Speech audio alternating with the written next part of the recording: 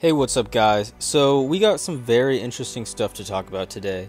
So if you didn't know, Obi-Wan Kenobi was originally supposed to be a movie, but after Solo, a Star Wars story, bombed, they decided to turn it into a show.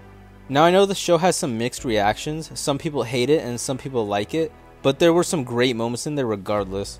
Well, the original writer of the film talked about how he planned to not just have one film, but to create a whole trilogy about Obi-Wan. Just hearing that, I feel like we could have struck gold. And after I explain what else the writer had to say, you're going to agree. So in a recent interview with Stuart Beattie, the writer of the Obi-Wan Kenobi film, he said, "Right, so not at all, none. I wrote the film that they based the show on. So yeah, I spent like a year and a half working on it. And then, when the decision was made not to make any more spin-off films after Solo came out, I left the project and went on to other things.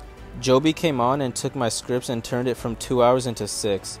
So I did not work with them at all. I just got credit for the episodes because it was all my stuff." End quote. It's interesting how they used his ideas for the show, which makes sense. I think the show had a bunch of great moments, and then there were also moments that felt kind of off. Well, that's because they turned a 2-hour film and stretched it into 6 episodes, so the pacing was a bit off in certain parts. He continues to talk about how he pitched 3 films for his trilogy, and we got to see some of the first film in season 1. He goes on to say, "So when I pitched my Obi-Wan story to Lucasfilms, I said there's actually 3 stories here, because there's 3 different evolutions that the character has to make in order to go from Obi-Wan to Ben. And the first one was in the first movie, which was the show, which was surrender to the will of the Force. Transport your will, surrender your will, leave the kid alone. So then the second movie was thinking about where Kenobi ends up, and one of the most powerful and probably the most powerful moment in all of Obi-Wan's story is the moment where he sacrifices himself in A New Hope. Great moment, you know, makes you cry.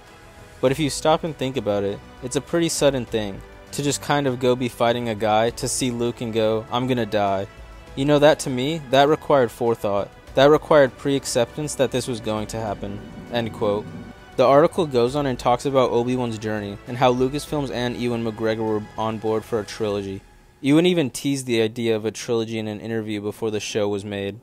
I feel like we missed out on seeing this trilogy all because Solo didn't make that much money for them, which really sucks. I thought Solo was actually pretty good. It wasn't the best movie ever, but it also wasn't terrible. It seems like the higher-ups working on Star Wars really missed the mark with this one. Sure, shows are great, but movies are a different experience. They also make things feel grander, more epic. Imagine if we got to see that fight of the century that they were talking about, but in theaters. Do you guys think this was a missed opportunity, or are you happy that we got a show instead? Let me know down below, and I'll see you in the next video. Make sure to subscribe and join the Empire today, and as always, my friends, may the Force be with you. The Force is with you, young Skywalker. You're not a Jedi yet.